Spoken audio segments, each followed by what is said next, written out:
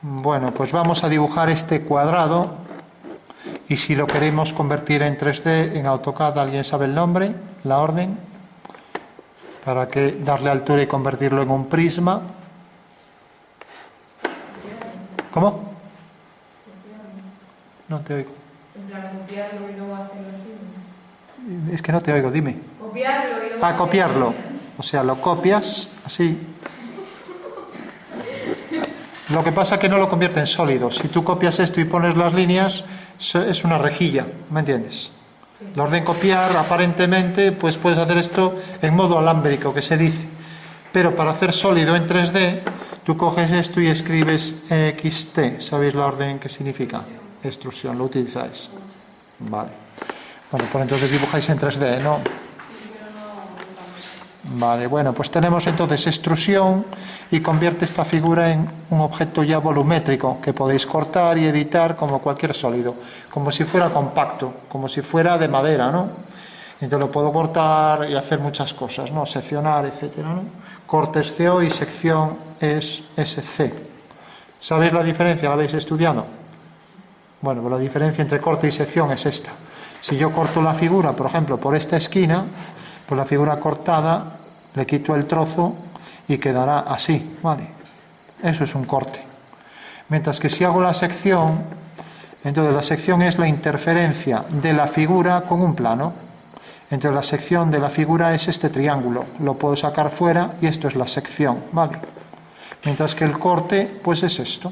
O sea que el corte lo que nos va a mostrar es lo que aparece detrás del plano de corte. Este es el plano de corte.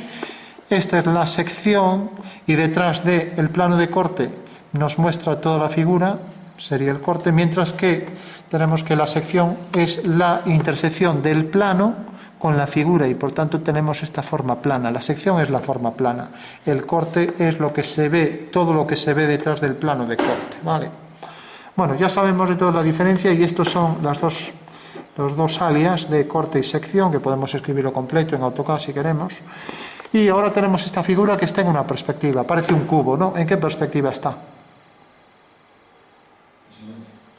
No.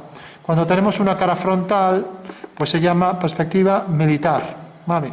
Entonces recordad, cuando queráis hacer un plano, podéis hacerlo de forma muy sencilla, porque el plano de una casa, por ejemplo, que sea este, yo lo quiero convertir en 3D, copio esto, lo desplazo, y al desplazarlo me queda la misma figura. Es una traslación, ¿os acordáis, no?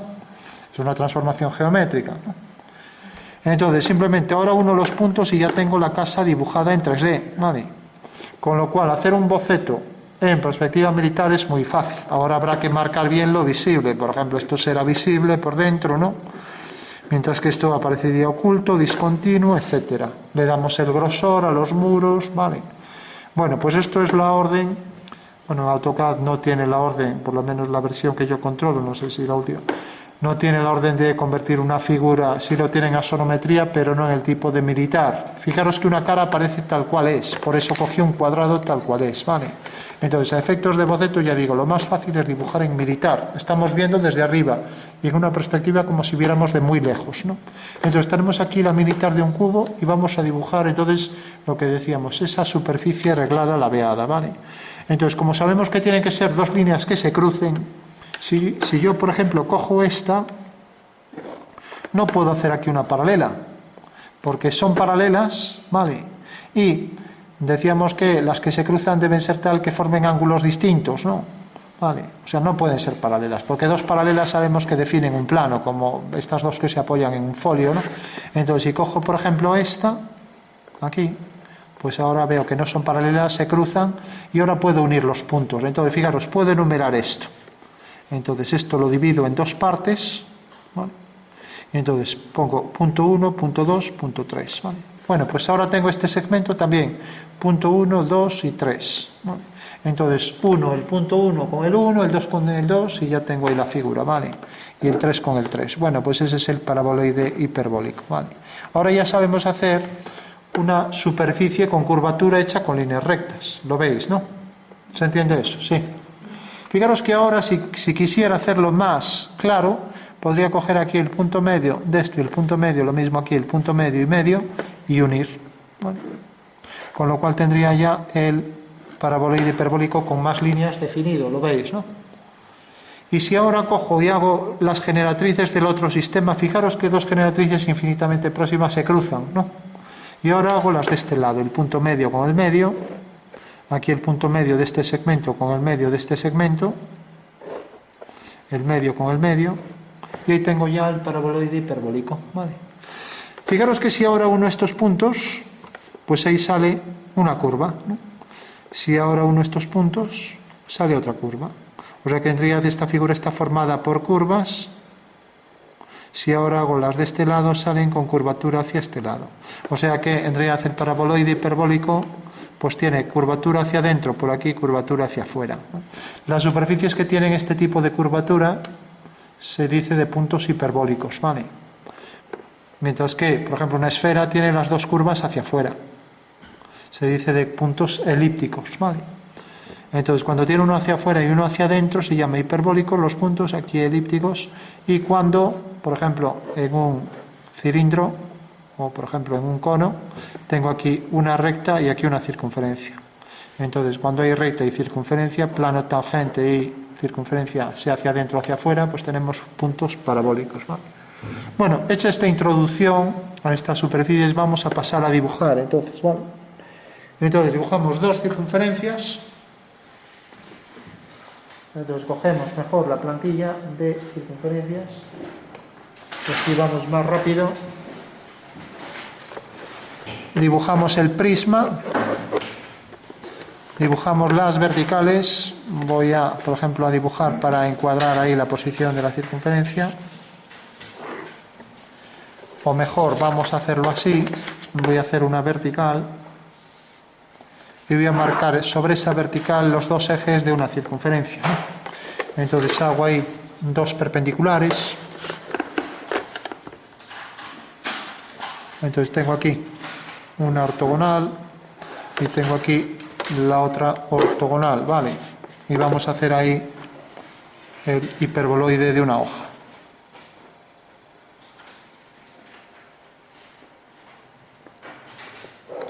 Vale. Bueno, ¿cómo lo haríamos? Pues lo vamos a dibujar en perspectiva militar, ya que vimos ahora cómo era. Entonces dibujo una circunferencia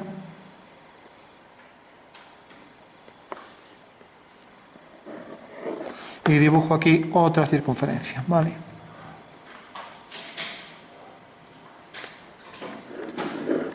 Bueno, y ahora tal y como vimos antes, si uníamos los puntos, ¿qué pasaba? Si de repente hacía una línea vertical, pues entonces al empezar a hacer varias generatrices, que son las líneas que generan la superficie y que se apoyan en estas dos directrices, pues teníamos el cilindro. ¿Qué teníamos que hacer para que saliera esa curva que tenía esta forma? Así, aquí lo dibujo en axonometría. ¿Alguien se acuerda cómo se llama? Hiperboloide de una hoja, ¿no? ¿Qué teníamos que hacer para que saliera esta? ¿Qué teníamos que hacer con estas rectas? Exacto, ponerla inclinada, ¿no? Si yo pongo esta línea inclinada, entonces este punto ya no se unirá con el de arriba, sino que se une con otro que está más hacia allá, ¿lo veis, no? Bueno, entonces vengo aquí y en vez de unir este punto, por ejemplo, vamos a dividirlo en distintas partes para tener varias generatrices. Entonces, ya que aquí me da 12 divisiones, pues voy a coger estas mismas 12 y así ya tengo la posición de todas las generatrices. Bueno, entonces dibujo estas generatrices y hago arriba lo mismo. Debería estar más cerca, pero bueno, para que se viera mejor. Entonces, al hacer las divisiones, ahora no puedo hacer líneas verticales de manera que el punto este se una con el de arriba. Entonces, ¿qué tendré que hacer? Pues enumero 0, 1, 2, 3, 4, 5, para no equivocarme, 6, 7, 8, 9, 10, 11, ¿vale? Y voy uniendo cada uno. Pero ¿qué pasa? Aquí empiezo a contar en otro punto, ¿vale? Entonces voy a unir, por ejemplo, el 0 con el 0 aquí. Entonces empiezo a contar aquí, 0. 1, 2, 3, 4, 5, 6, 7, 8, 9, 10, 11. Entonces voy uniendo los puntos correspondientes, el 0 con el 0, el 1 con el 1, etc. Vale, pues ya empiezo. 0 con 0, 1 con 1, Claro, si no tuviera los números, a lo mejor me liaba un poco, ¿no? 2 con 2, 3 con 3, ¿no? 4 con 4, 5 con 5, 6 con 6, 7 con 7, 8 con 8, a ver, el 7 está aquí, 8, 9 con 9, 10 con 10 y 11 con 11. Bueno, pues ya tengo ahí el hiperboloide de una hoja o de revolución, cuyo contorno, si lo pusiera en planta y alzado, ya sabemos que ese contorno pues es 2 ramas hiperbólicas, con lo cual podríamos hacer también lo que se llama el cono asintótico, que es un cono tal que es tangente a las curvas hiperbólicas, a las ramas hiperbólicas en infinito, ¿no? O sea que podría hacer también las asíntotas, ¿vale? Bueno, tenemos ya la superficie. Fijaros que aquí, como coinciden las líneas mejor, pues vemos mejor el contorno, mientras que aquí deberíamos hacer más líneas de definición para ver ese contorno de la superficie, ¿vale? Bueno, tenemos ya, todo el mundo entiende cómo se hace, sí. Tenemos ya el hiperboloide de una hoja. Vamos a ver ahora otro también muy utilizado, que sería, por ejemplo, el conoide. Entonces marco un eje del conoide y marco este otro ortogonal. Entonces hago aquí 2 ejes, los ejes principales. Tengo aquí este eje y este eje. Son los 2 ejes ortogonales de la circunferencia, ¿vale? No es que haya quedado muy allá, pero me parece que no hay simetría, pero bueno, ahí tenemos los ejes, ¿no? Bueno, ahora hacemos una paralela aquí arriba. Vamos a terminar aquí la figura. Voy a dibujarla casi, no sé si dibujarla aquí, bueno, la voy a dibujar mejor paralela a la otra. Puedo coger cualquiera de las dos, ¿no? Entonces voy a coger esta, por ejemplo. Vale. Bueno, por último, fijaros que voy a hacer esta superficie. Si yo tengo una circunferencia y coloco una línea, coloco aquí un rectángulo, ahora me va a salir algo como esto, así. Entonces bastará con que una este punto con el central de aquí. Y ahora voy construyendo aquí triángulos. Entonces esos triángulos lo que me generan realmente, cuando dibuje la superficie, pues es algo como esto, así. O sea, estas generatrices que generan la superficie, ¿vale? Esto tiene que ir hacia aquí, hacia arriba. No es que esté muy bien dibujado, pero bueno. Bueno, algo como esto, así, ¿no? Entonces, fijaros, dibujo la circunferencia. Dibujo aquí una vertical. Entonces, trazo aquí la línea vertical.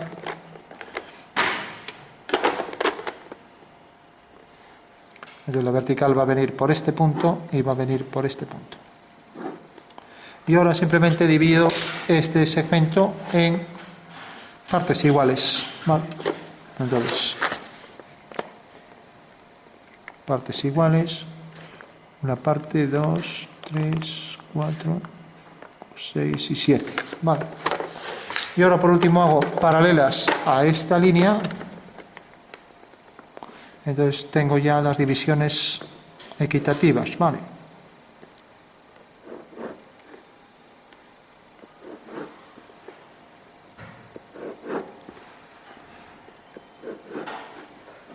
Bueno, pues ya tengo ahí las rectas que cortan a la circunferencia, ¿vale?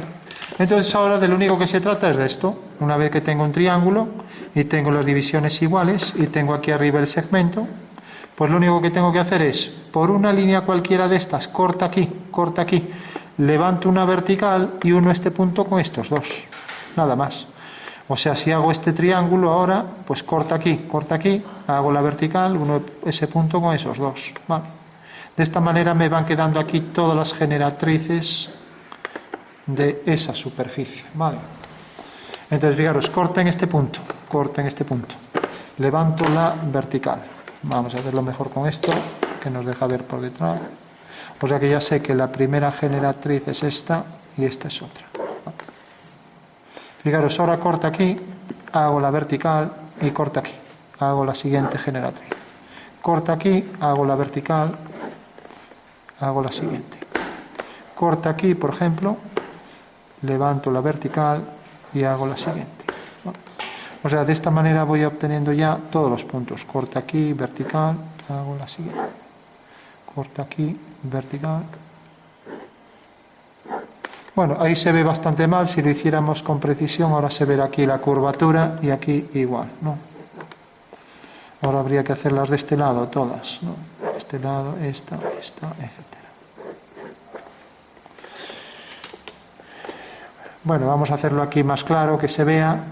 O sea que la clave es que si yo coloco aquí un cuadrado o un rectángulo y coloco aquí en la perpendicular un triángulo, entonces al final, al ir uniendo, me va a salir aquí la superficie con esta curvatura, ¿vale? O lo que es lo mismo, tendré aquí estas generatrices, ¿vale?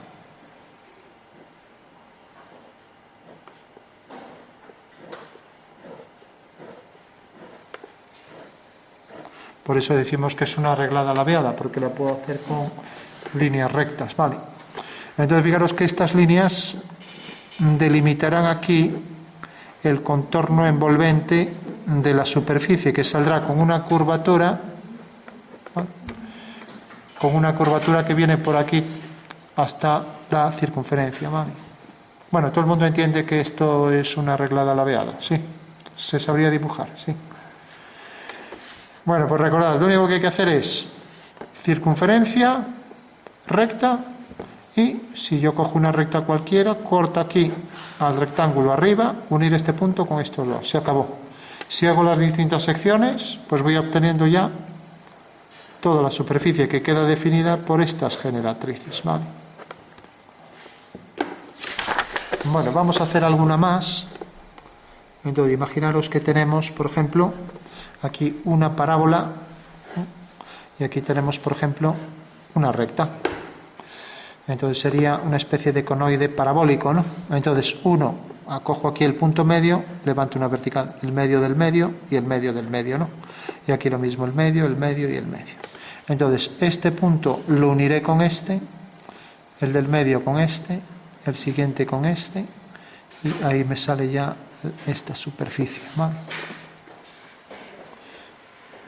Bueno, esto se utiliza mucho en marquesinas.